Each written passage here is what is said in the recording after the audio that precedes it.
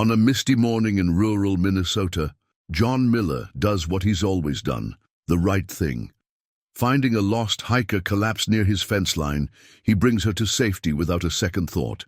It's just another day of hard work and simple kindness on his struggling farm.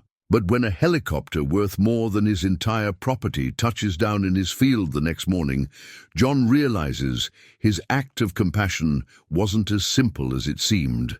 As the sleek aircraft's door opens, revealing one of the world's most powerful billionaires, one question hangs in the autumn air. What connects a lost hiker to a man who could buy this entire county without blinking? Before we dive deeper into this incredible story, tell us where you're watching from. And if this tale of fate and kindness speaks to you, make sure you're subscribed, because tomorrow's revelation will change everything. John Miller's morning routine hadn't changed in 30 years. Up before dawn, coffee from the same chipped mug, and a moment at the kitchen window where Mary's flower garden still bloomed, stubborn as her memory. The old farmhouse creaked with familiar sounds as he moved through it, his calloused hand brushing against the wall where pencil marks tracked their daughter Jenny's growth until she left for college. On his way to check the fence line, he paused at the dresser where Mary's favorite photo album lay. The leather cover was worn smooth from countless touches, its pages holding their story in fading colors. There they were on their wedding day, standing proud before a farm that looked a lot less weathered. Mary's smile, bright as summer wheat, hadn't dimmed even when the bank threatened foreclosure in '95, or when drought nearly took everything in '02. "Still keeping an eye on me, aren't you?" he murmured, touching the glass over her face. The morning light caught the dusty frame, and for a moment he could almost hear her response. "Somebody has to, John Miller." The fog hung thick over his fields that morning, the kind that made the world feel smaller, more intimate. He'd been meaning to repair the north fence for weeks now, another task that kept sliding down his endless list of priorities.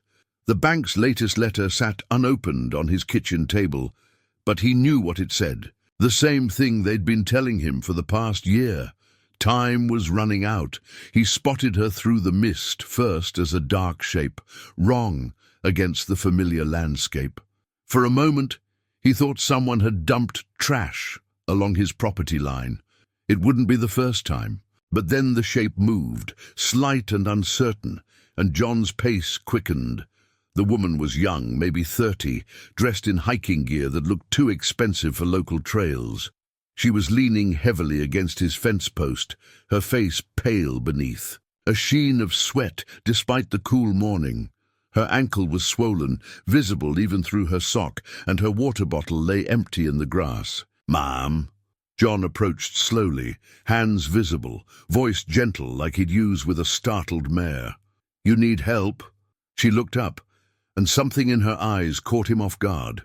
Not just pain or confusion, but a deeper kind of lost. Her clothes, though mud-stained now, were clearly high-end outdoor gear. The watch on her wrist probably cost more than his monthly mortgage payment. She started, then swayed. John moved without thinking, catching her before she could fall. She was lighter than she looked, too light really, like someone who'd been missing meals. "Easy now," he said, supporting her weight.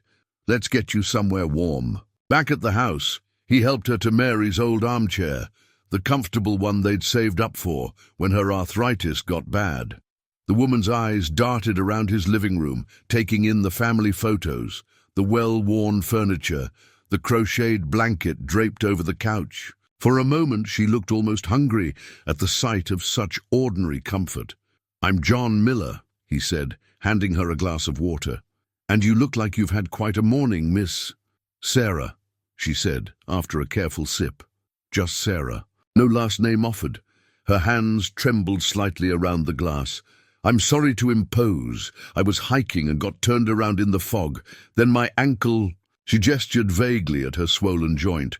John nodded, already gathering first aid supplies from the kitchen cabinet where Mary had always kept them organized. "These trails can be tricky if you don't know them well. You're about 4 miles off the marked path." Something flickered across Sarah's face, surprise that didn't quite ring true. But then John had learned long ago that people's stories were their own to tell. He focused on wrapping her ankle, his farmer's hands gentle with practice from years of tending to injured animals and grandchildren alike. "You've done this before," Sarah observed, watching him work. John smiled, memories rising unbidden. "Mary, my wife, was a nurse, taught me a thing or two about patching people up, came in handy, raising a daughter who never met a tree she didn't try to climb." He didn't mention that Mary had been gone 5 years now, or that Jenny only visited twice a year since moving to Chicago. Some parts of his story felt too heavy to share with a stranger, no matter how lost she seemed. Sarah's eyes found the family photo album on the side table, still out from his morning ritual. "You have a beautiful family," she said softly, and something in her voice made John look up. She was staring at the pictures with an expression he recognized, the look of someone seeing something they'd never had. "Thank you," he said simply, finishing with her ankle. "Now how about some breakfast? Then we can figure out where you need to get to." She hesitated, that same strange mix of hunger and wariness crossing her face. "I don't want to be any trouble." "Trouble would be sending you back out there without proper food and rest," John replied, already heading to the kitchen. "Mary would never forgive me." As he pulled eggs from the fridge and bread from the box, he heard Sarah shift in her chair. "Mr. Miller," she called. "Thank you for helping me, I mean. Not everyone would." John cracked eggs into a bowl, thinking of Mary's voice in his head that morning, of all the times they'd helped stranded travelers or struggling neighbors. "I see it," he said. "Doing right by people isn't special, it's just what you're supposed to do." He couldn't have known then how those simple words would echo in the days to come, or how that ordinary act of kindness would ripple out to change not just his life, but an entire community. As he made breakfast for a lost stranger in his kitchen, the sound of distant rotors was still hours away, and the choice between his past and his future was still as misty as the morning air outside. The helicopter's shadow swept across John's cornfield like a dark hand. He'd been checking the irrigation system when the sound first reached him, an angry mechanical thunder that sent his cattle pressing against the far fence, their low chorus of distressed mooing carrying across the morning air. Sarah, who'd been sitting on his porch with a second cup of coffee, stood so quickly she knocked over her mug. The porcelain shattered on the wooden boards, but she didn't seem to notice. Her face had gone pale, paler even than when he'd found her by the fence line. "No," she whispered. Though John couldn't hear her over the growing roar, "he wasn't supposed to find me this quickly." The aircraft was sleek and black, probably cost more than his entire farm. It touched down in his east field with practiced precision, the downdraft creating waves in his unharvested corn. John watched a lifetime of work bend under the force of someone else's arrival. The man who stepped out wore a suit that looked like it had never seen a wrinkle. His silver hair was perfectly styled despite the helicopter's wind, and his posture spoke of boardrooms and power lunches, not morning dew and honest dirt.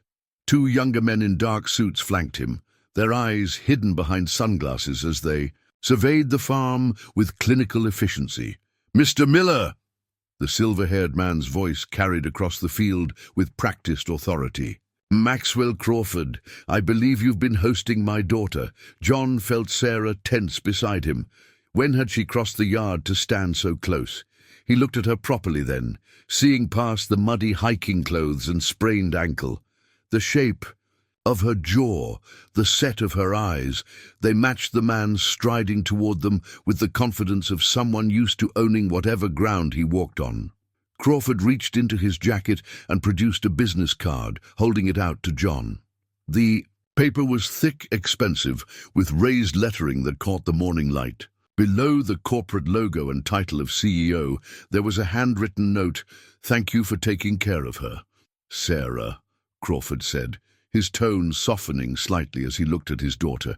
"You've led us on quite a chase this time." "I'm not coming back," Sarah replied, her voice steady despite the slight tremor John could feel where her shoulder pressed against his arm. "The board meeting can proceed without me." Crawford's smile tightened at the edges. "The board meeting is the least of our concerns right now. Your mother is worried sick."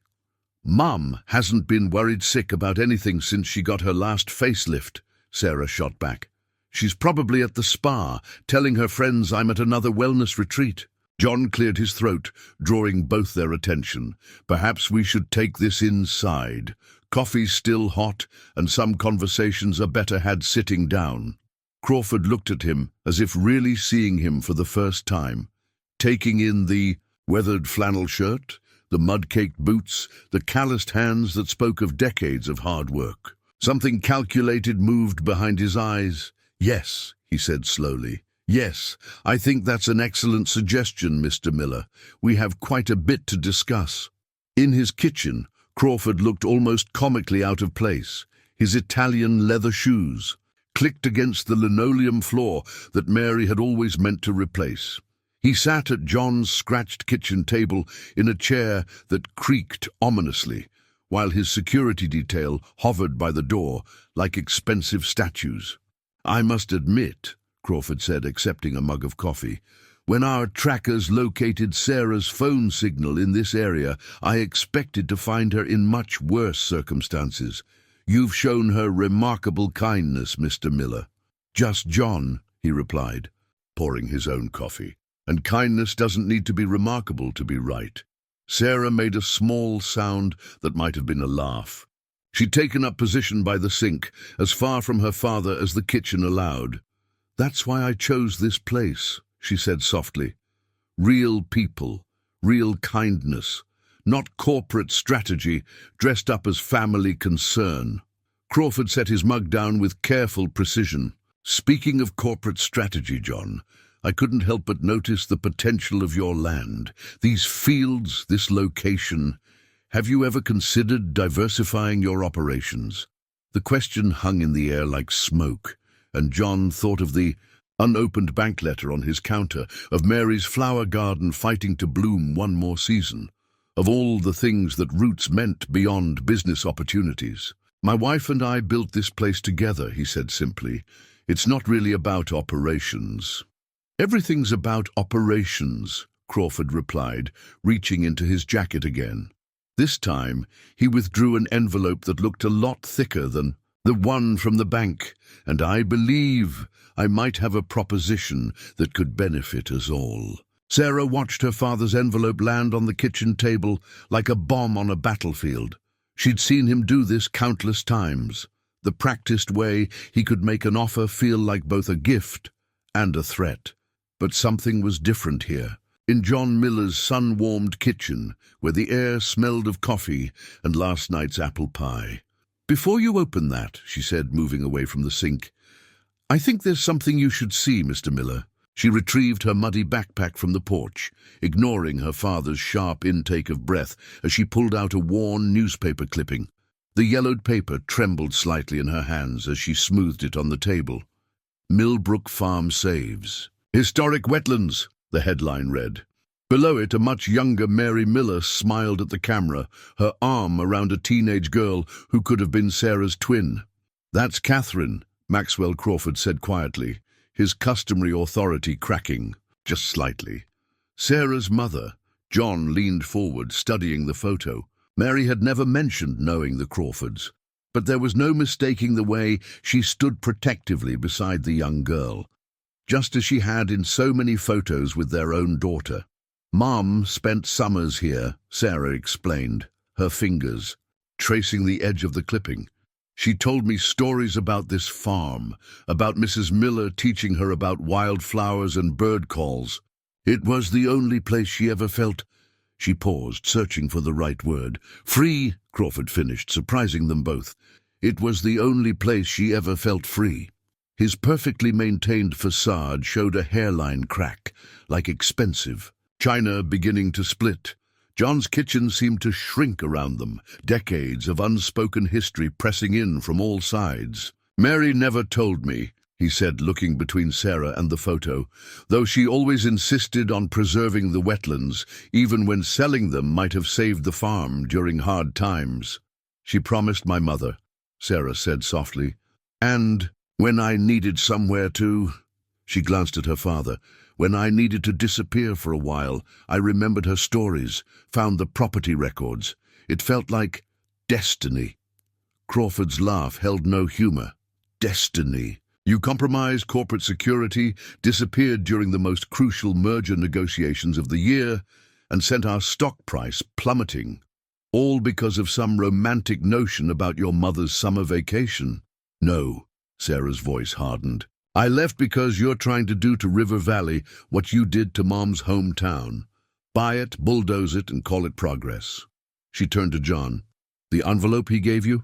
It's not just about your farm. He's been buying up properties all through the valley, planning a sustainable development that will destroy everything that makes this place special.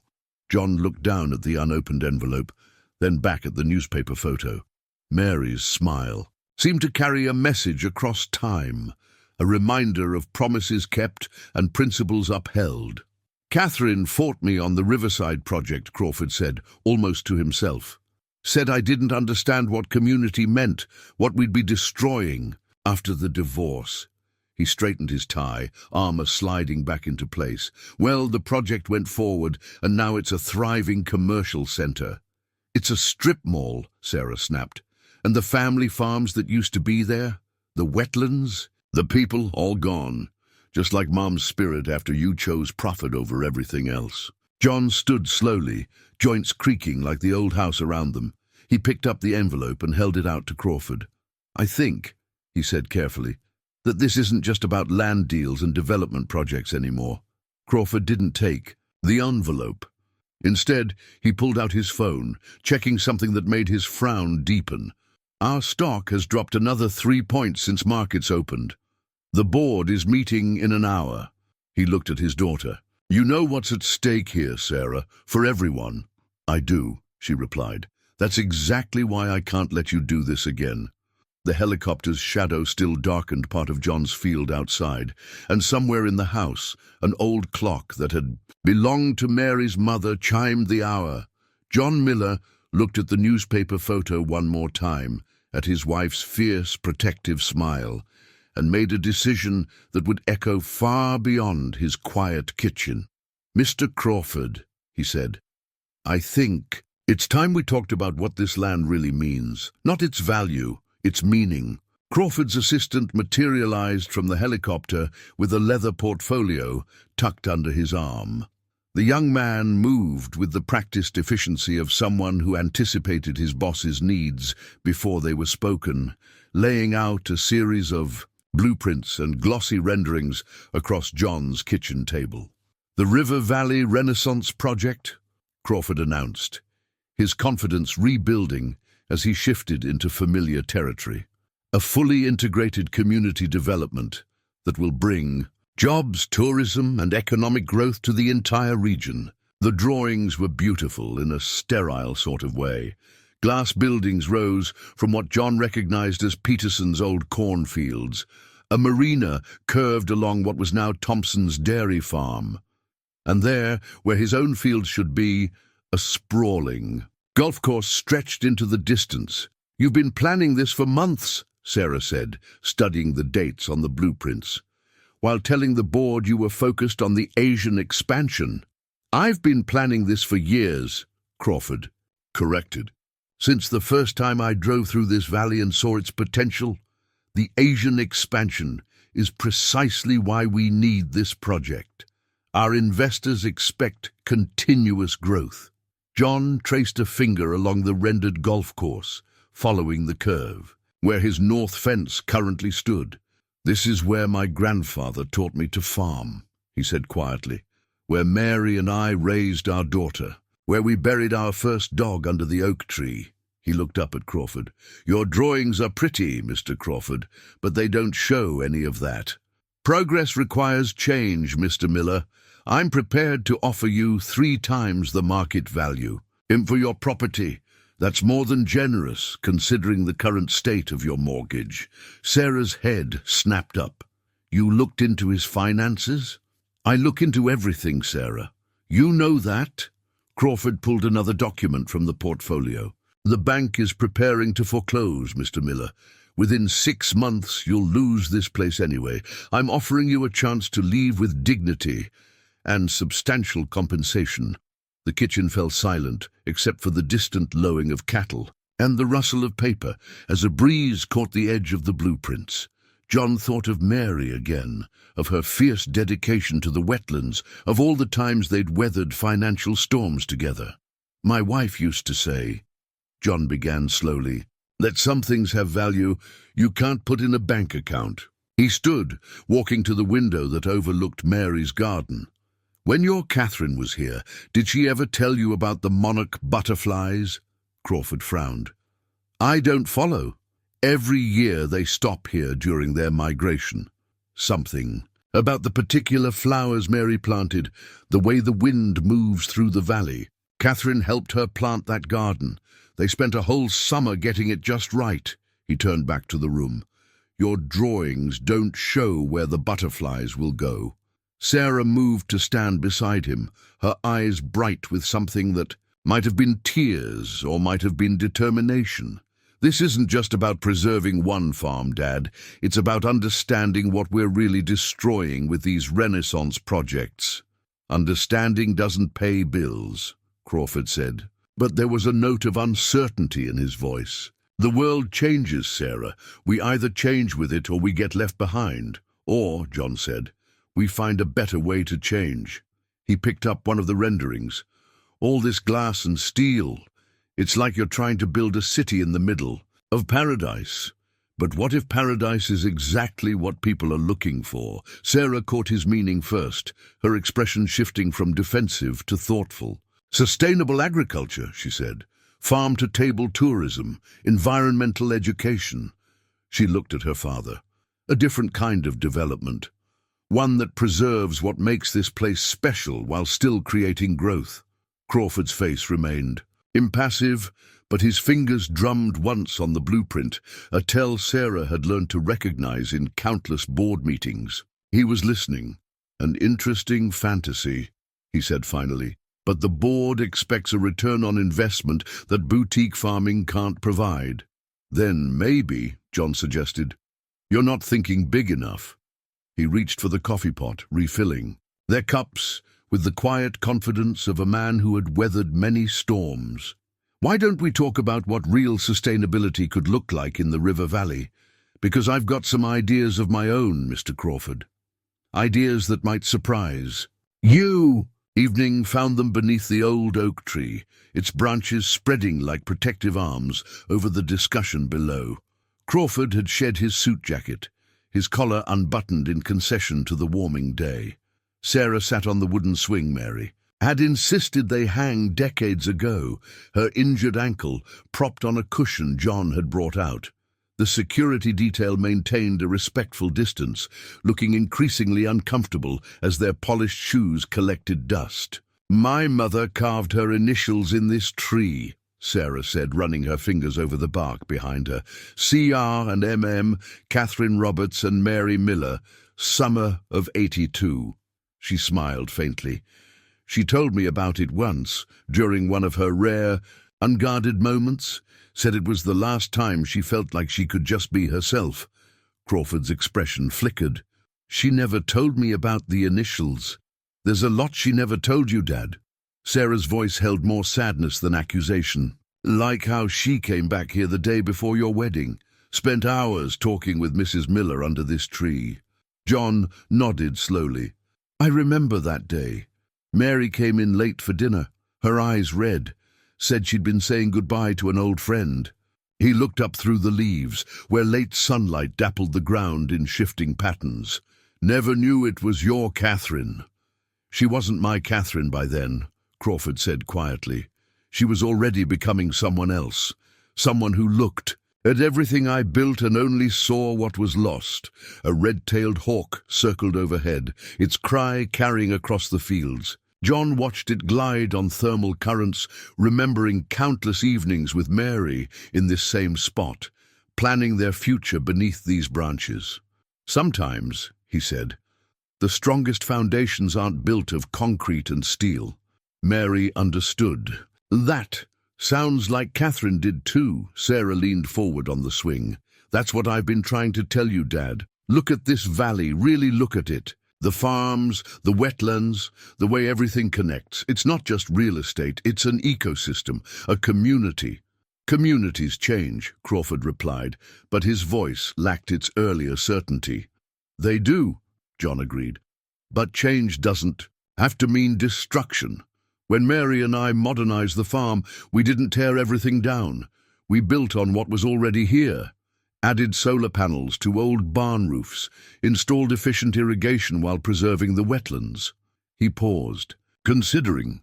Progress doesn't have to erase history, it can grow from it. A gentle breeze stirred the leaves above them, and Sarah closed her eyes, listening. Remember the summer house in Maine, Dad? Before the resort development? How peaceful it was?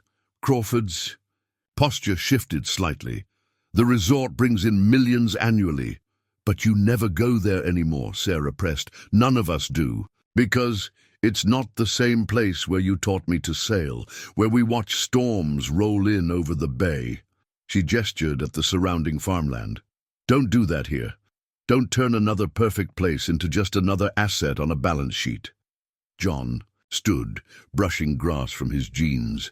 Mr. Crawford, would you like to see something? It's about a 10-minute walk, if you're willing. Crawford glanced at his helicopter, his phone, his waiting security team. Then he looked at his daughter, at the way she seemed more at peace here than he'd seen her in years. Lead the way, Mr. Miller. They helped Sarah up, and together the unlikely group made their way across the field as the sun continued its slow descent. The oak tree stood witness behind them, its ancient roots holding firm to the soil while its branches reached ever upward, a living testament to the possibility of remaining grounded while still growing towards something new. The walk had taken them to the edge of the wetlands, just as the sunset painted the sky in deep oranges and purples. But before John could show Crawford what he'd brought them to see, one of the security men approached with urgent steps, holding a tablet, sir, he said, his professional demeanor cracking slightly. There's been a leak, the River Valley project. Someone sent documents to the press. Crawford's face hardened as he took the tablet. Sarah moved closer, reading over his shoulder, her expression shifting from curiosity to shock. Dad, she whispered, tell me you didn't authorize this. John watched father and daughter, sensing the sudden tension. Is everything all right? Instead of answering, Sarah pulled a crumpled envelope from her pocket, one that hadn't been there earlier. This was in your mailbox when I went back for my phone. I opened it. I'm sorry. The letter inside was typed on expensive paper, but its message was blunt. Ask Crawford about Riverside. Ask him about the cancer cluster. Ask him about the sealed court documents. Or don't ask, and just take his money like everyone else. Crawford's fingers tightened on the tablet. Corporate warfare, Mr. Miller. Our competitors will say anything to derail a project. Really? Sarah's voice trembled. Because these documents show soil tests from Riverside, contamination reports, settlements with families, all signed by you. It was legal, Crawford snapped. Every development has environmental impacts. We followed all regulatory requirements. Minimum requirements, Sarah cut in. And according to these files, you knew about the contamination before breaking ground. You knew, and you built anyway. John took the letter, reading it slowly. The Riverside project, that was Catherine's hometown. She never understood, Crawford said, but his voice had lost its edge. We created thousands of jobs, revitalized a dying economy, and buried toxic waste under the foundation, Sarah added bitterly. Is that why Mom left? Did she find out? Flock of geese passed overhead, their calls carrying across the darkening sky. John thought about Mary, about her insistence on organic farming, her fierce protection of the wetlands. He wondered if she'd known more than she'd ever said. "Mr. Crawford," he said carefully, "why did you really choose this valley?" Crawford's laugh was harsh. "Because it's perfect. Good road access, undervalued land, minimal environmental oversight." He stopped, seeming to hear his own words. "And who's going to live in these luxury developments?" Sarah pressed. "Not the farming families who've been here for generations. They'll be priced out, just like in Riverside, just like everywhere else you've revitalized." One of the security men cleared his throat. "Sir, the board is demanding an emergency meeting. The stock is falling." Crawford straightened his tie, armor sliding back into place. "This changes nothing, Mr. Miller. The project will proceed. The only question is whether you'll benefit from it or be ruined by it." "Is that a threat?" John asked quietly. "A reality. I've spent 30 years building this company. I won't let sentimentality destroy everything I've worked for." He turned to his daughter. "Sarah, it's time to end this game. Come home. Take your place in the company. Help me fix this." Sarah looked at the wetlands where the first fireflies were beginning to rise from the grass. "Fix it," she said softly. "Or cover it up again." The security man's phone buzzed. "Sir, Reuters is running the story. They're calling it the Riverside Scandal." Crawford's face went ash-grey. "Get the helicopter ready." He fixed John with a hard stare. "Think carefully about your next move, Mr. Miller. Some battles aren't worth fighting." He turned to leave, then paused. "Sarah..." But Sarah had moved to stand beside John, her posture straight despite her injured ankle. "I'm staying. Someone needs to make sure history doesn't repeat itself." They watched the helicopter lift off, its downdraft bending the marsh grass. As the sound faded, John unfolded the letter again, studying it in the failing light. "There will be more pressure now," Sarah said. "Once Dad feels threatened, he doesn't back down easily." John nodded, thinking of Mary's garden, of Catherine's carved initials, of all the things worth preserving. "Good thing we farmers know something about standing our ground." After the helicopter disappeared into the night sky, John and Sarah retreated to the farmhouse kitchen. While John made tea, Mary's cure for all of life's complexities, Sarah retrieved her backpack, pulling out a leather-bound journal. "I owe you the whole truth," she said, placing the journal on the table. "I didn't just happen to get lost near your farm." John set 2 steaming mugs down and settled into his chair. "I figured as much. That hiking gear was too new, too expensive for someone who knew what they were doing." Sarah smiled faintly, opening the journal to reveal meticulous notes, newspaper clippings, and carefully annotated maps. "I've been tracking Dad's development projects for the past 3 years, building a case, gathering evidence. The Riverside scandal isn't an isolated incident, it's a pattern." The journal pages told a story in spreadsheets and photographs.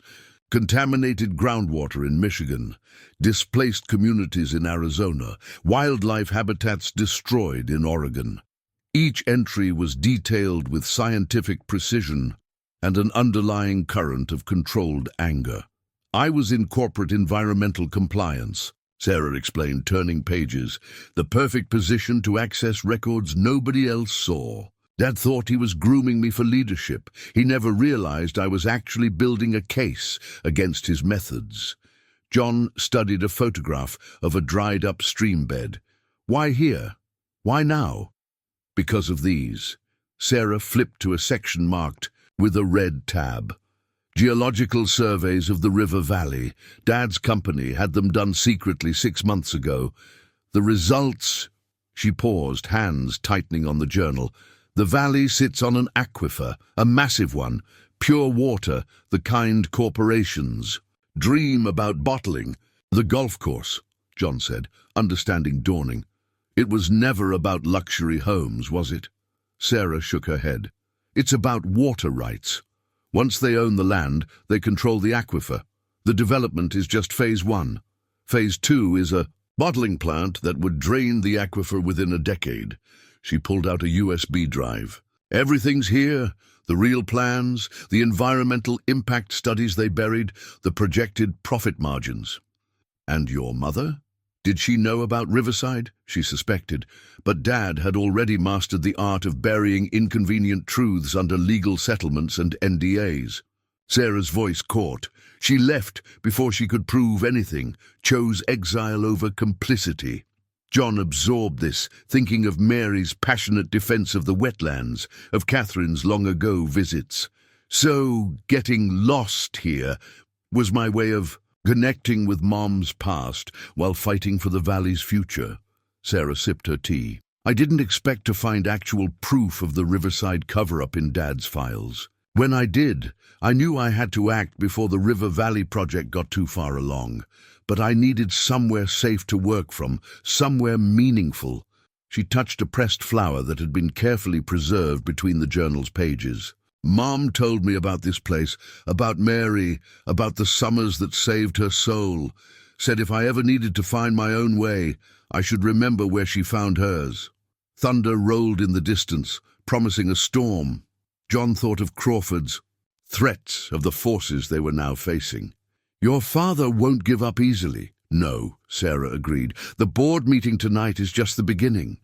He'll try to discredit the Riverside evidence, paint me as a disgruntled daughter, probably offer you enough money to make most people forget their principles. And when that doesn't work, Sarah's smile was grim, then he'll do what he always does, try to bury the truth under an avalanche of legal papers and corporate pressure. She straightened, wincing slightly at her ankle. But this time, the truth has somewhere to stand, somewhere with deep roots. John stood, walking to the window where the first fat drops of rain were beginning to fall. Mary used to say that the hardest part of farming isn't the planting or the harvest, it's the waiting, watching your work grow while nature takes its course. He turned back to Sarah. Seems to me some truths are like that too. They need time to grow and good soil to grow in. He nodded at her journal. Looks like you've done the planting. Maybe it's time to let this valley help with the growing. Lightning flashed, illuminating the kitchen in stark white. In that instant, John saw something in Sarah's face that reminded him of both Catherine and Mary, a fierce determination to protect what mattered, no matter the cost. The town hall's ancient radiators clanked and hissed, struggling against the autumn chill. Every wooden pew was filled, with people standing along the walls, farmers in work boots, small business owners in casual wear, young families with worried expressions. News of Crawford's development plan had spread like wildfire after the Riverside story broke. Tom Peterson, whose family had farmed the valley for 4 generations, stood at the podium clutching a sheaf of papers. These signatures represent over 300 local residents opposed to the River Valley Renaissance Project. His weathered hands shook slightly. We're not against progress, but we won't let our homes be turned into another corporate casualty. From her seat beside John, Sarah watched faces in the crowd. Some she recognized from her mother's stories, the Thompson twins, now grey-haired dairy farmers, old Mrs. Baker, who still ran the hardware store her grandfather had founded. There, and presence felt like stepping into Catherine's memories. Mayor Wilson, a former real estate agent with carefully maintained hair, cleared his throat. The development would bring jobs, tax revenue, tourism.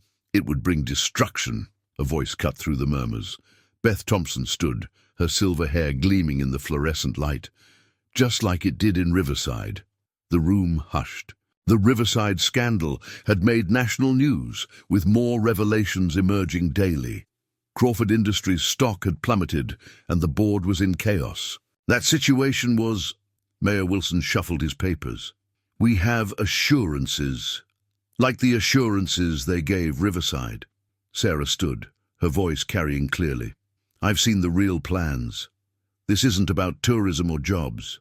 It's about water, rights, about controlling and exploiting the aquifer that feeds this entire valley. Murmurs turned to angry buzzing. John watched Sarah command the room, seeing echoes of both Catherine's passion and Crawford's authority in her stance. The petition is a start, Sarah continued, but we need more. We need to show that this valley isn't just a collection of properties to be bought and sold. It's a living community with deep roots and deeper values. Tom Peterson nodded vigorously. John Miller's been saying that for years, about how we're all connected through the land, the water, the way we look out for each other. John felt the weight of his neighbor's eyes. He stood slowly, joints protesting the hard pew.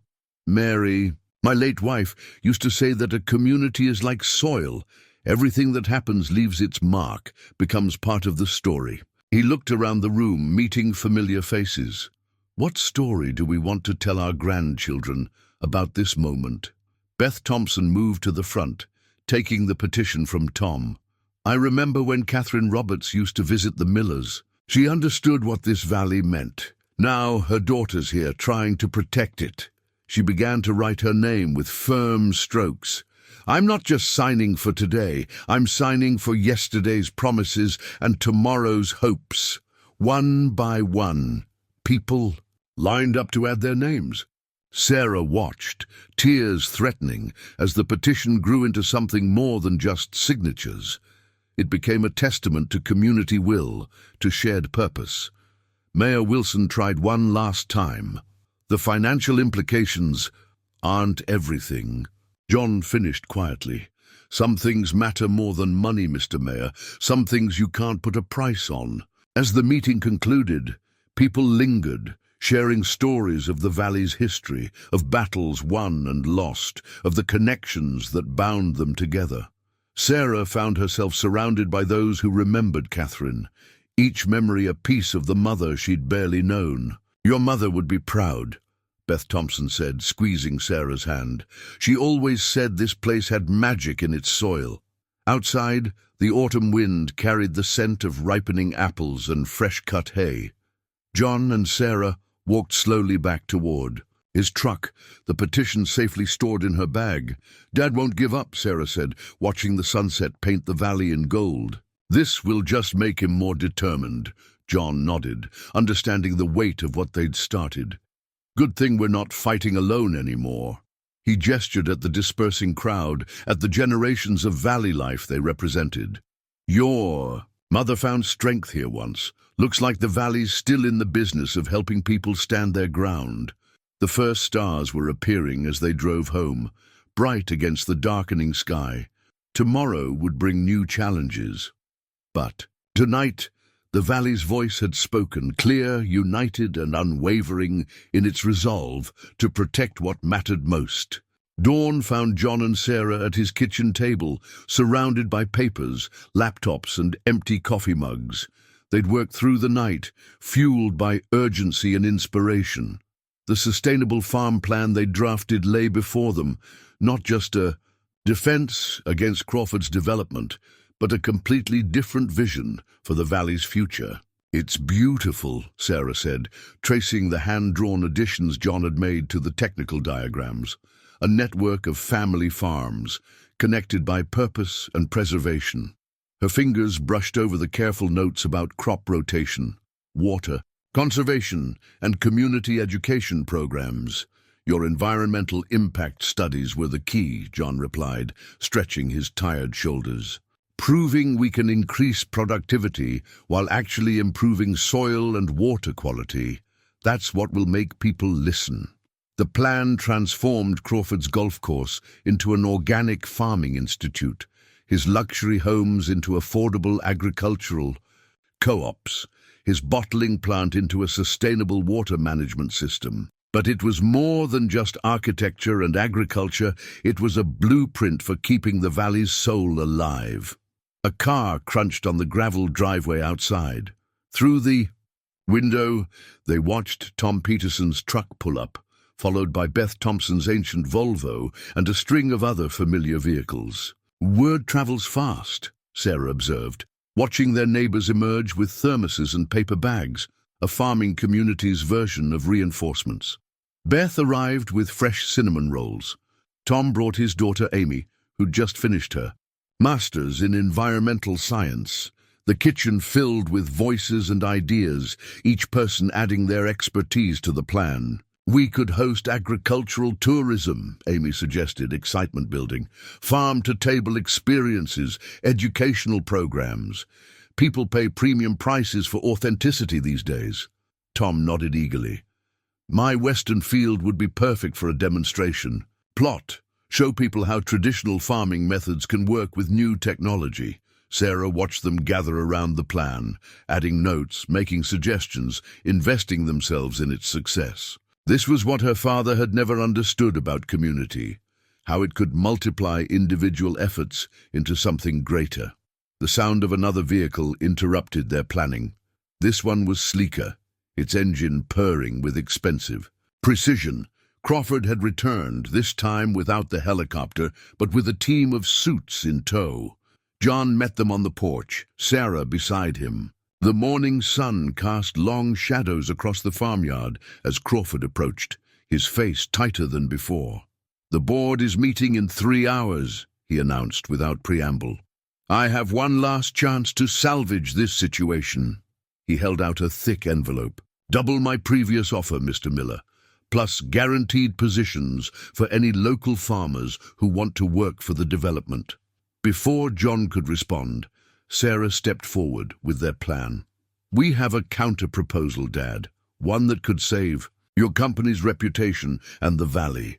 Crawford's eyes narrowed at the document. More environmental fantasies. Actually, Amy Peterson stepped onto the porch. It's a fully researched, sustainable development plan, one that would generate more long-term revenue than your project, while preserving the aquifer and agricultural heritage. The suits stirred with interest as Amy launched into projected figures and market analyses. Crawford listened, his expression unreadable, as Sarah and John outlined their vision of a valley that could thrive without being transformed into another corporate footnote. The PR potential alone, one suit murmured. After Riverside, showing environmental leadership. It's not about PR, Sarah interrupted. It's about doing something right for once, about building something that lasts. Crawford studied the plan, his finger tracing the careful drawings. For a moment, something flickered in his eyes. Recognition, perhaps, of the daughter who'd learned to fight for principles instead of profits. The board won't accept this without guaranteed returns, he said finally. Then we'll show them the returns, John replied. Not just in dollars, but in sustainable growth, in community support, in legacy. He gestured at the gathered neighbors. We're not asking for charity, Mr. Crawford. We're offering partnership. The morning had grown warm, the kind of autumn day that reminded everyone why the valley had drawn settlers generations ago. Crawford loosened his tie slightly, looking out over the fields where mist was still rising. I'll need more details, he said. Hard numbers, implementation timelines. We have those too, Sarah answered quietly. And something else you never had with your other projects, the full support of the people who know this land best. The choice hung in the air between them. Another corporate conquest or a chance to build something truly meaningful. Around them, the valley waited, its future balanced on the edge of change. While Crawford took the sustainable farm plan back to his team, Sarah decided to finally tackle the dusty boxes in John's attic. Mom always said Mary kept everything, she explained, climbing the narrow stairs. If there's anything that could help us understand their connection better. The attic was a museum of carefully preserved memories.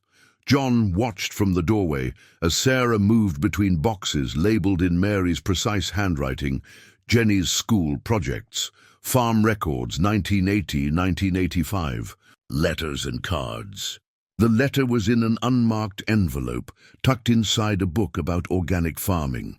Sarah's hands trembled as she recognized her mother's handwriting. Dear Mary, she read aloud, by the time you receive this, I'll be married to Maxwell. The invitations are ordered, the dress is fitted, and the prenup is signed. Everything he wanted, everything I never did. John settled onto an old chair, dust motes dancing in the sunlight around him. The voice from the past filled the attic, bringing with it echoes of a younger Catherine. The valley keeps calling to me. Last night I dreamed of your garden, of the monarch butterflies and the way the evening light turns the fields to gold. Maxwell talks about progress, about building things that last. But you taught me that some things already last, if we just have the wisdom to protect them. Sarah paused, her voice catching. You were right about the riverside development. I found the soil reports Maxwell tried to bury. By the time you read this, it will be too late to stop it. The contracts are signed, the crews are ready. Another piece of the world paved over in the name of progress. John closed his eyes, remembering Mary's quiet determination to protect their corner of the valley. How many others had tried to warn them over the years? I'm not strong enough to fight him, Mary. Not like you fought for your land. But I've made one decision he can't control. If we have children, they'll know about this place. About the summer that taught me what really matters. Maybe someday they'll be stronger than their mother. Sarah's hands shook harder. Keep the garden growing. Keep the butterflies safe. And if anyone ever tries to do to your valley what Maxwell did to my hometown, remember that not all battles are fought with lawyers and money. Sometimes they're won with truth and stubborn hope. All my love, Catherine. The attic fell silent, except for the distant sound of wind in the oak tree. Sarah carefully folded the letter, her movements deliberate, controlled. She knew, Sarah whispered. All those years, she knew what he was doing, and she made sure I would know where to find allies when the time came. John nodded slowly. Mary used to say Catherine had an old soul in young eyes, said she could see the truth of things, even when it hurt. Did she ever tell you about Riverside? About what was coming? Not directly, but after Catherine's wedding, she started teaching local kids about ecology, built that garden specifically to attract butterflies and bees, said someone had to remember how things were supposed to be. Sarah stood, moving to the small attic window. Below, Crawford's team was still gathered around their cars, phones pressed to ears, gesturing at papers spread on hoods. Dad's not evil, she said softly. He just never learned to see the value in things he couldn't put in a spreadsheet. Mom tried to teach him, but some people need more time to learn those lessons, John replied. Mary always said the land was the best teacher if you were willing to listen. Sarah turned back, the letter still in her hands. We have to show him, don't we? Not just tell him about sustainable alternatives, but make him see what Mum saw. What Mary protected, what this valley really means. John stood with effort, his joints protesting the attic's chill. Mary would say there's no better time than now. The valley's putting on quite a show today. Indeed, the autumn light was painting the world in Catherine's remembered gold. Below, even the suits had paused in their deliberations, caught for a moment by the simple beauty of the land they sought to transform. Sarah carefully tucked the letter into her pocket, a piece of the past, becoming part of the present struggle. Mum couldn't fight this battle, she said, but she made sure I'd know how and where. She managed to smile. Stubborn hope, right? That, John agreed, and good soil to grow it in. The legal notice arrived by courier just as the valley's farmers were gathering for their evening strategy session. John recognized the corporate letterhead before he even opened the envelope. Crawford Industries logo stark against crisp white paper. Notice of eminent domain proceedings, he read aloud to the suddenly silent kitchen. Crawford Industries, in partnership with the State Development Authority. Sarah snatched the document from his hands, her face draining of color as she scanned. The dense legal text. He's trying to force a government takeover, claiming the valley's water rights are crucial to state infrastructure development. Her hands clenched, crumpling the paper's edges. He's using his political connections to take what he couldn't buy. Beth Thompson sank into a kitchen chair. Can they do that? Just declare our farms public property and hand them over to a corporation? Not. If we can prove the development plan threatens public resources, Amy Peterson said, environmental science training kicking in. The aquifer contamination risk alone. The rumble of approaching vehicles cut her off. Through the window, they, watched a convoy of black SUVs roll up the driveway, led by Crawford's familiar town car. "He's not even waiting for the legal proceedings," Sarah muttered. "He's coming to watch us break." But when Crawford stepped out of his car, he wasn't wearing his usual mask of corporate confidence. His tie was loose, his silver hair slightly disheveled. The man who followed him out wasn't another lawyer or suit. It was Thomas Webb, the state's Environmental Protection Director. John met them on the porch, Sarah beside him, the farming community a solid wall at their backs. "Eminent domain, Dad. Really?" Sarah's voice cracked with disappointment. "This is how you want your legacy to end?" Crawford held up a hand, surprising them all by looking not triumphant, but tired. The board voted to proceed with the original development plan. They see the sustainable alternative as too risky, he glanced at Webb, experimental. "So you doubled down on destroying the valley instead?" Sarah's anger was a living thing. "Did you learn nothing from Riverside?" "Actually," Webb stepped forward, "that's why I'm here. The Riverside investigation has triggered a complete review of all Crawford Industries development projects." He nodded at the legal notice in Sarah's hands. "Including this rather creative interpretation of eminent domain law." Crawford's jaw tightened.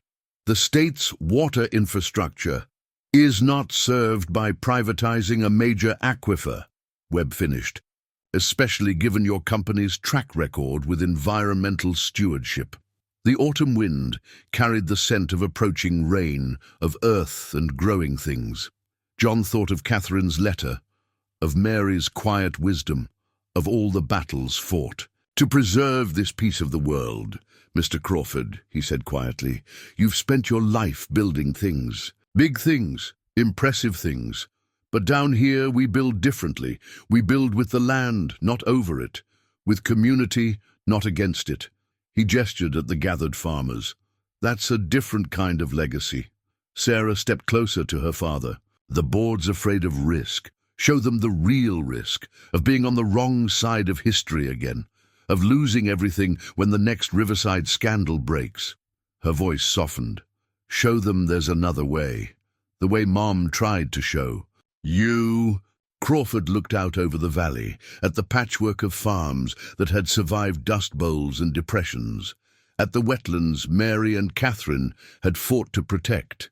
For the first time, he seemed to really see it, not as a development opportunity, but as something alive, something worth preserving. Webb cleared his throat. "The Sustainable Development Plan Sarah submitted to my office, it's actually quite innovative. The kind of public-private partnership that could set new standards for agricultural preservation." Thunder rolled in the distance as Crawford turned. To his daughter, "You sent the plan to the state." "I sent it everywhere," Sarah replied.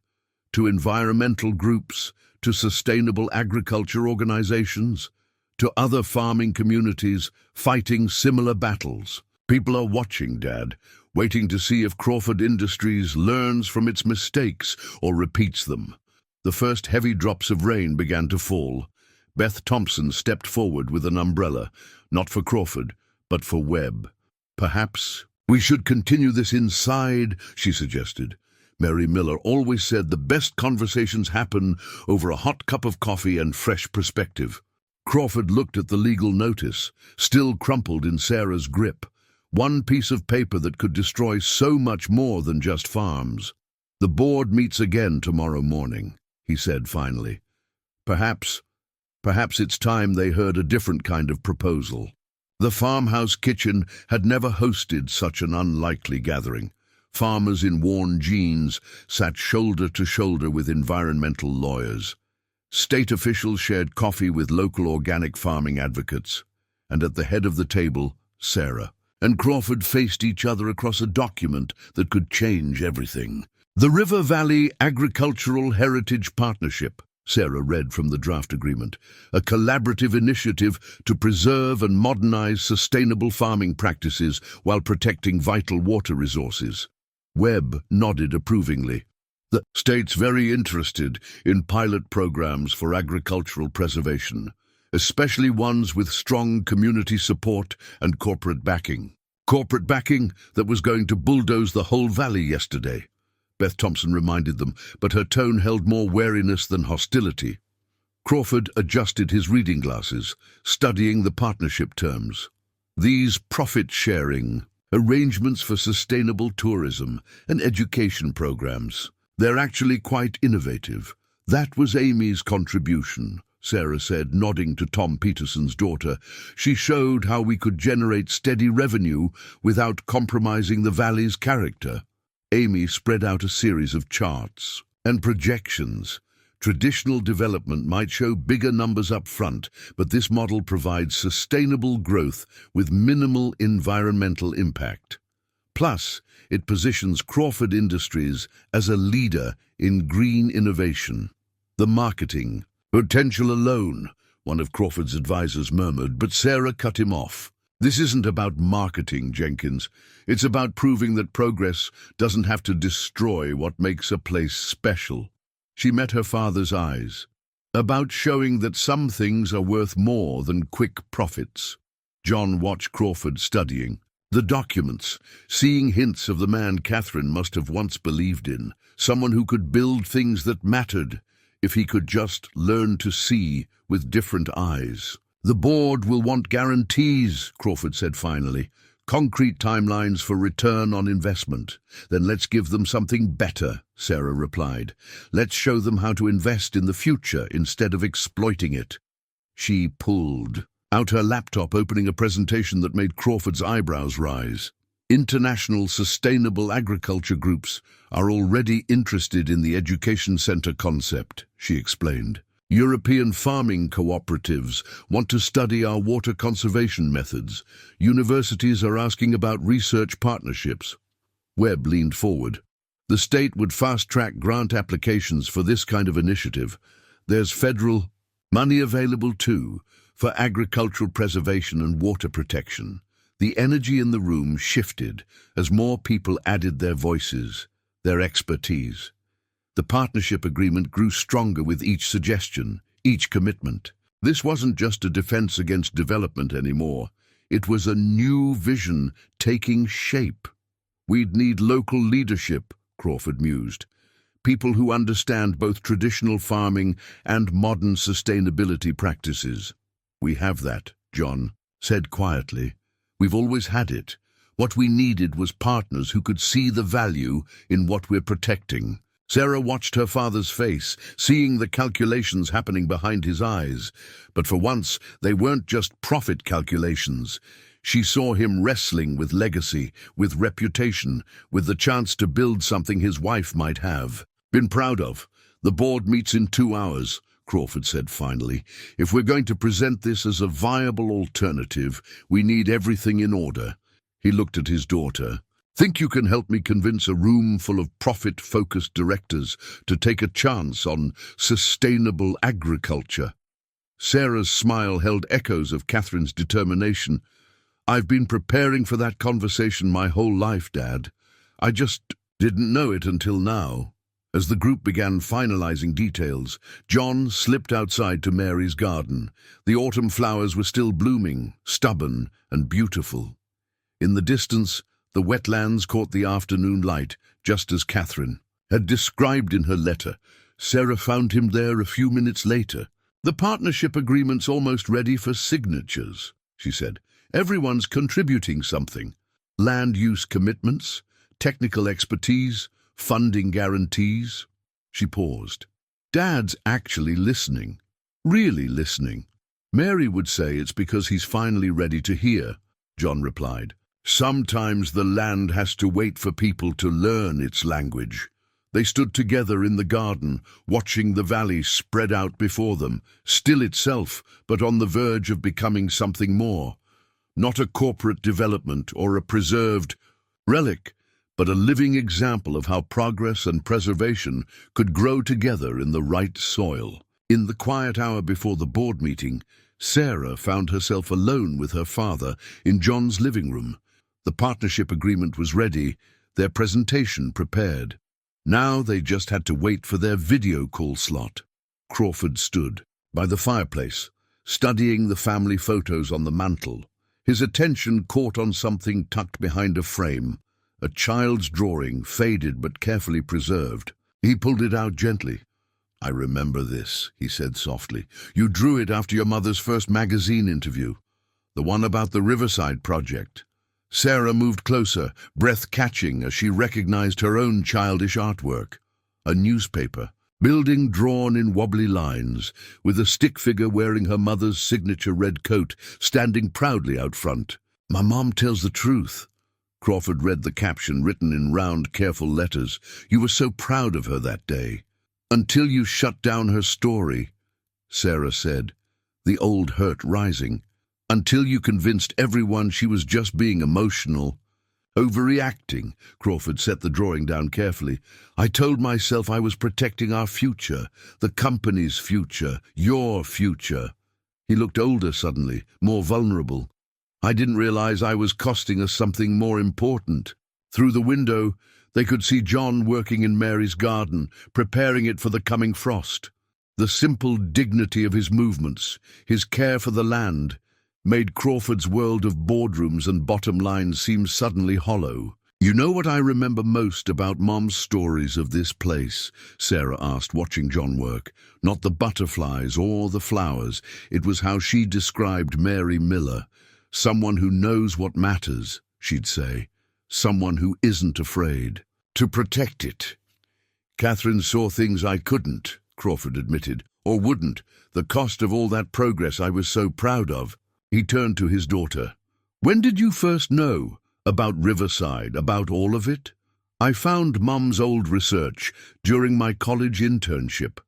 Spent the next 4 years working my way into positions where I could access more records, more evidence." Sarah's voice held no triumph, only sadness.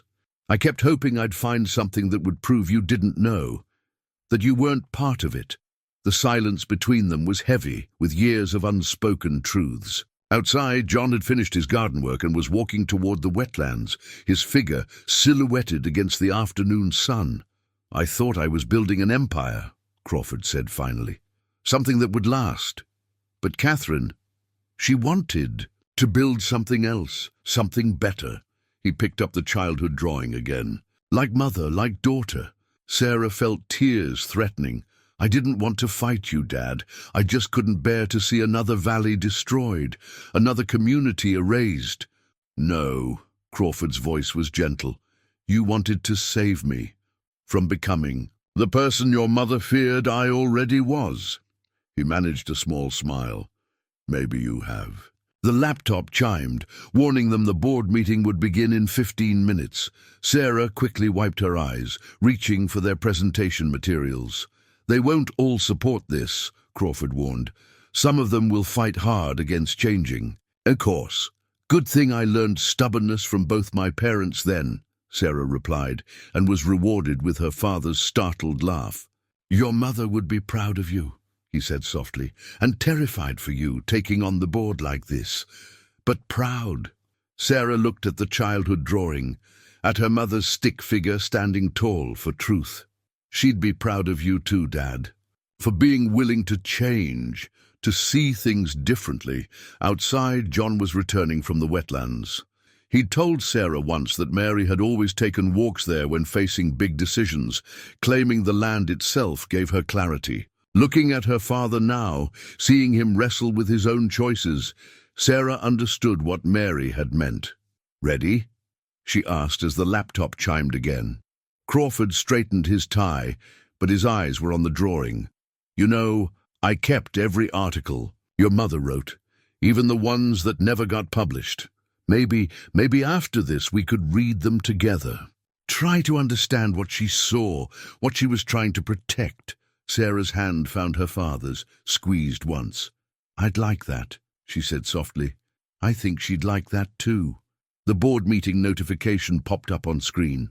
Father and daughter shared one last look, no longer adversaries, but allies in an attempt to build something new, something that might finally make Catherine proud of them both. The board meeting streamed live on John's laptop, transforming his kitchen into a virtual boardroom. Crawford Industries directors appeared in a grid of video feeds, their expressions ranging from skeptical to openly hostile as Sarah and her father presented the modified proposal. Traditional development projects promise quick returns, Sarah explained, sharing her screen to show the new plans. But they're increasingly vulnerable to environmental challenges, regulatory changes, and community opposition.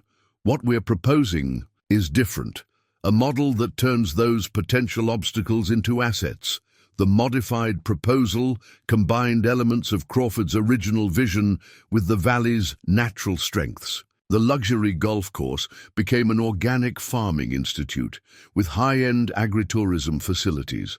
The water bottling plant transformed into a sustainable water management research center. Housing developments shifted to eco-friendly agricultural communities. The profit margins, one director began, but Crawford smoothly interrupted, are projected to exceed our original estimates within 5 years, he said, authority ringing in his voice, with significantly reduced legal and environmental compliance costs. John watched Sarah handle the technical questions with quiet confidence, seeing Catherine's determination in her stance.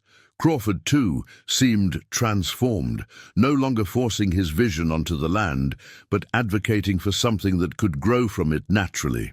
This is more than a development project, Sarah continued. It's a chance to position Crawford Industries as a leader in sustainable innovation. The state's already expressed interest in making this a model for agricultural preservation nationwide. The screen changed to show letters of support from environmental groups, agricultural organizations, universities eager to partner with the research center. Even the director, who had questioned the profit margins, looked thoughtful. And the local community? Another board member asked. They'd been quite vocal in their opposition. John cleared his throat, moving into view of the camera. Maybe I can speak to that. He spread out the latest version of the partnership agreement.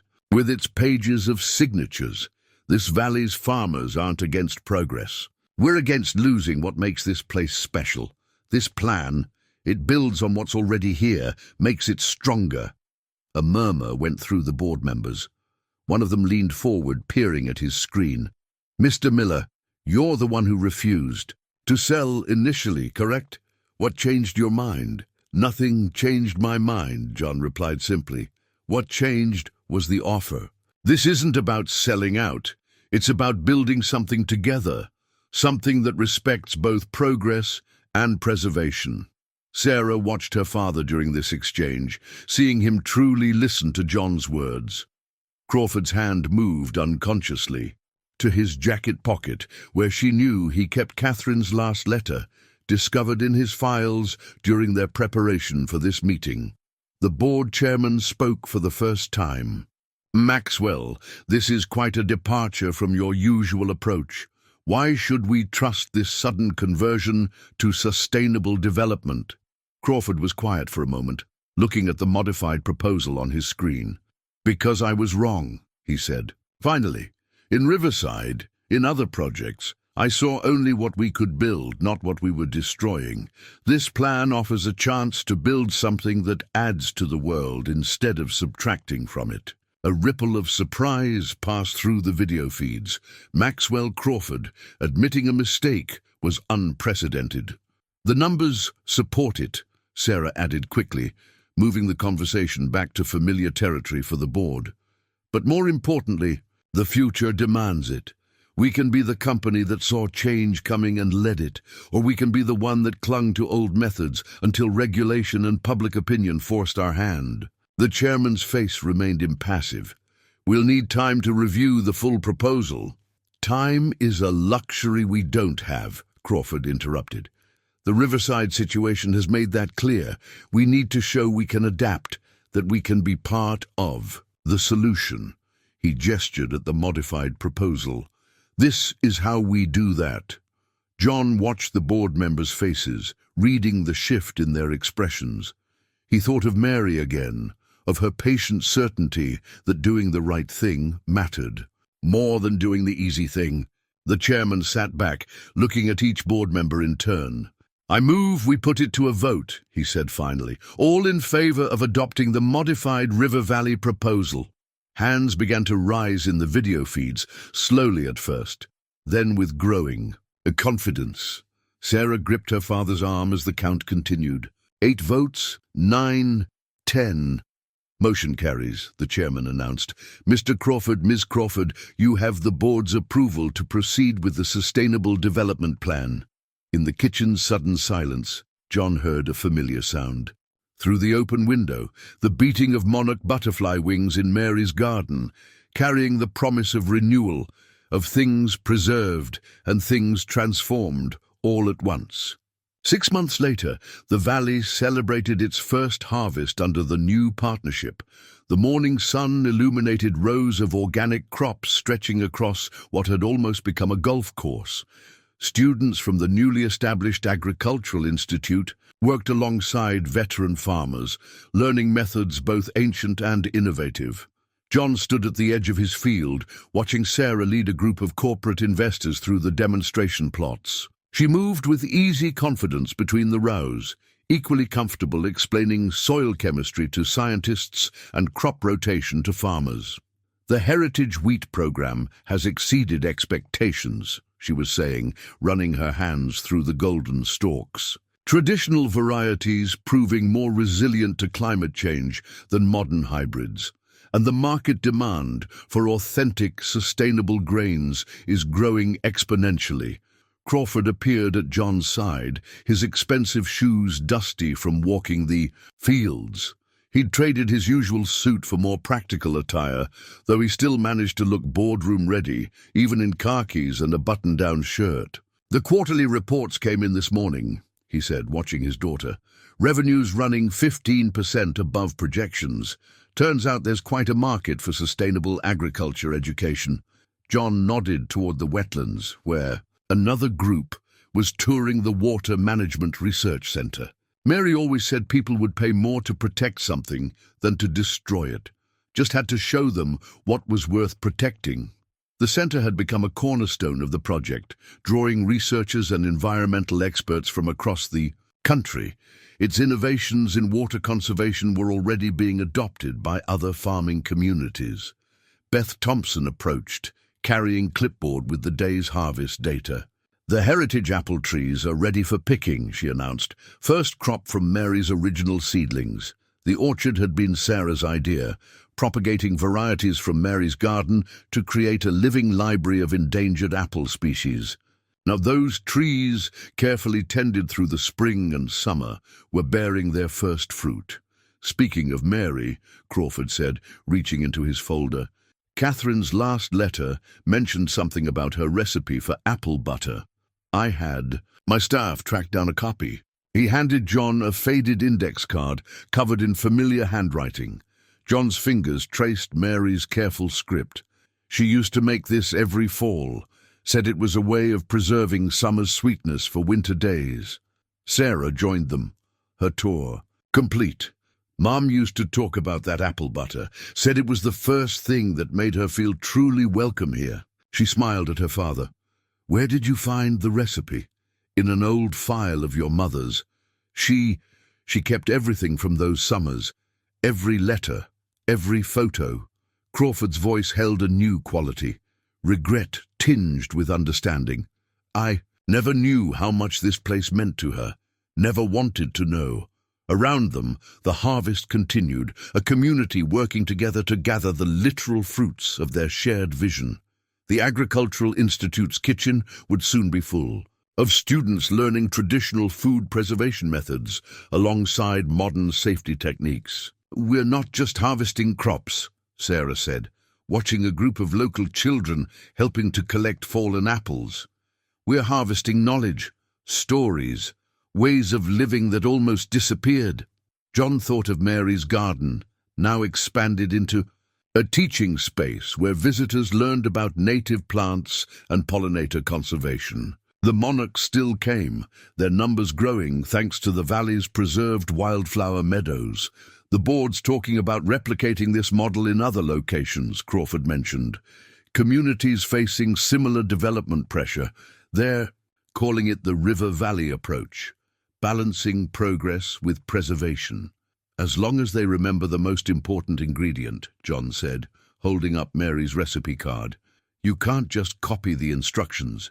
You have to understand the heart of what you're preserving. Sarah touched the card gently, like Mom understanding what Mary taught her, and teaching me, even when she couldn't be here herself. A bell rang in the distance, the signal for harvest lunch, another tradition preserved and transformed. Soon, the community would gather at long tables, set up between the demonstration plots, sharing food grown from their own soil, discussing plans for the future of their valley. "Shall we?" Crawford gestured toward the gathering. He'd learned to appreciate these communal meals, finding in them something his corporate lunches had always lacked, a sense of genuine connection, of belonging to something larger than profit. Margins. Together, they walked toward the tables, the valley spread out around them, its essence unchanged yet evolving, proving that the best kind of progress grows from roots planted deep in fertile soil. 1 year after the board's decision, the valley gathered for the dedication of the Mary Miller Memorial Garden at the heart of the Agricultural Institute. The autumn air was crisp with possibility, carrying the scent of late blooms and ripening apples. The memorial plaque stood at the garden's entrance, its bronze surface catching the morning light. In honor of Mary Miller, who taught us that the truest growth comes from nurturing what matters most. Her wisdom continues to bloom in every flower, every harvest, and every life touched by this valley. John ran his fingers over the words as Sarah made final adjustments to the podium nearby. The garden had been her project, expanding Mary's original Butterfly Sanctuary into an educational space that demonstrated sustainable gardening techniques while preserving the original wildflowers that had drawn Catherine here so many years ago. "The governor's car just pulled up," Crawford announced, approaching with 2 cups of coffee. He handed one to John, a gesture that had become familiar over months of early morning planning sessions. Half the state environmental board came with him. Mary would have hated all this fuss, John said, but his eyes were bright. She just wanted to take care of the land, keep the butterflies coming back. "Sometimes the smallest acts of preservation have the largest ripples," Sarah replied. Joining them, she was dressed formally for the ceremony, but wore her mother's old gardening scarf as a belt, a touch of personal history among the official proceedings. The garden paths filled with a mix of locals and visitors. Farmers, who had known Mary, stood alongside environmental scientists eager to study the valley's innovative programs. Students from the Agricultural Institute, dressed in their field gear, led tours explaining the garden's role in their research. "The Sustainable Agriculture Program has a waiting list now," Crawford mentioned, watching a group of young people examining the heritage plant specimens. Universities wanting to partner, corporations looking to fund research. He shook his head in wonder. "Who would have thought my greatest business success would come from not developing land?" Sarah smiled.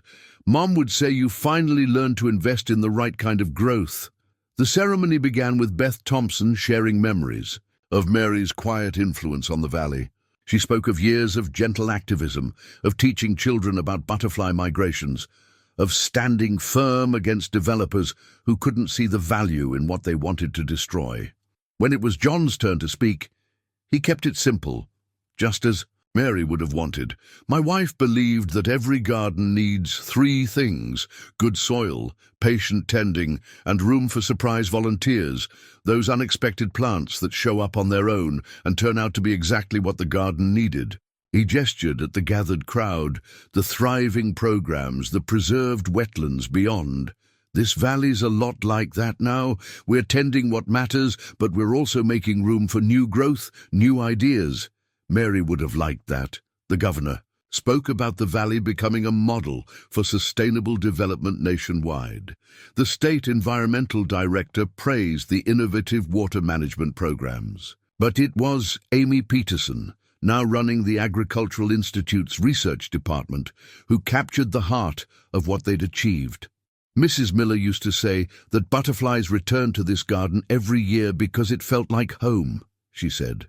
We're creating something similar here, a place where traditional wisdom and new ideas both feel at home, where progress doesn't mean forgetting our roots, but growing stronger because of them. After the ceremony, Sarah found her father standing by the plaque, studying its words with unusual intensity.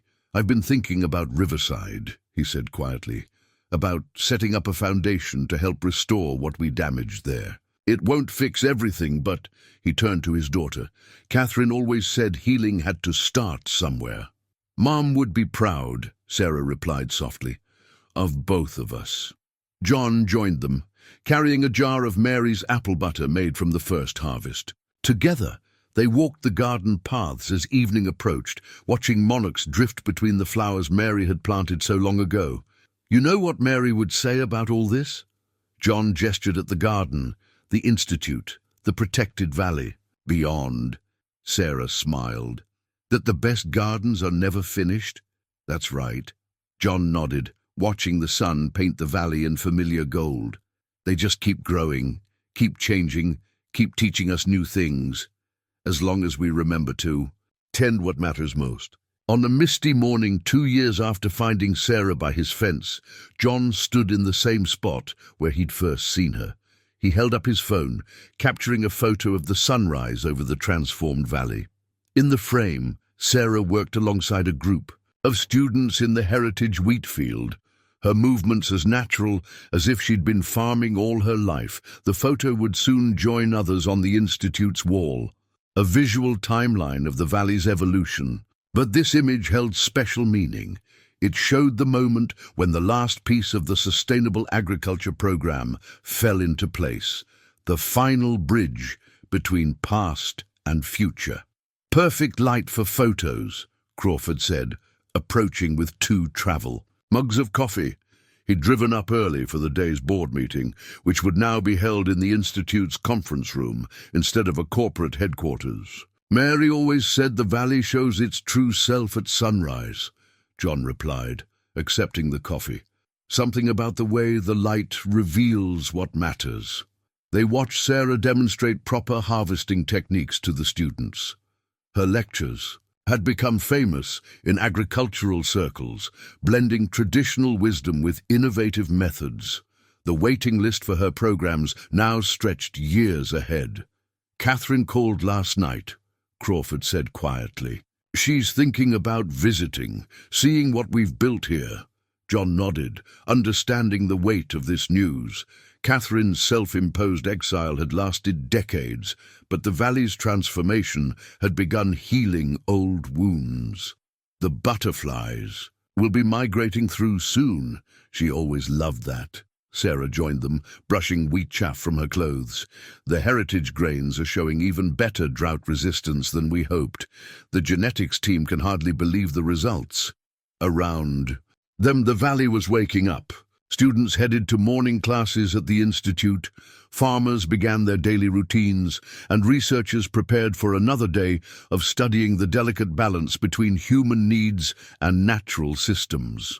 "The Riverside Restoration Project breaks ground next month," Crawford mentioned. "Using everything we've learned here. Sarah, they'd like you to consult on the environmental recovery plan." She smiled, an expression that held echoes of both Catherine's determination and Mary's gentle wisdom. "I think Mom would like that. Using what we saved here to help heal what was lost there." John's phone buzzed with a message from Jenny, his daughter. She'd taken a position at the Institute's community outreach program, drawn back to the valley by its renewed vitality. The message included a photo of her own garden, started from Mary's saved seeds. "You know what Mary would say about all this?" John asked, showing them the picture of Jenny's flourishing plants. "That every garden needs both old roots and new blooms," Sarah suggested. "That the best growth comes from good soil and honest work," Crawford added, surprising them both with his understanding. "Close," John smiled.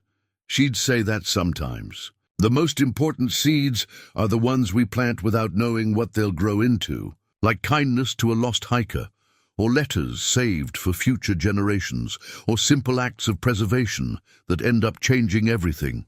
The morning mist was lifting now, revealing the valley in all its renewed beauty. The research center's solar panels gleamed alongside restored wetlands. Heritage crops grew in careful rotation with innovative test plots, and everywhere Mary's beloved wildflowers bloomed between the carefully tended fields. Sarah's students had gathered at the institute's entrance, ready for another day of learning how to balance progress with preservation. Among them were faces from as far away as Europe and Asia, drawn by the valley's growing reputation as a model for sustainable agriculture. "Time for the board meeting," Crawford said, checking his watch. "They're eager to hear about expanding the program to other locations." "As long as they remember the most important lesson," Sarah replied, "that every place has its own story, its own rhythm. We can share what we've learned, but each valley needs to find its own way of growing." John watched them walk toward the institute, father and daughter in step with each other and with the land they'd learned to protect. The morning sun caught his phone screen, illuminating the photo he'd just taken. A simple image that captured something profound about change and continuity, about loss and renewal, about the endless cycle of growth that Mary had always understood. He slipped the phone back into his pocket and headed toward the garden. There was work to be done. Seeds to be planted, future harvests to tend.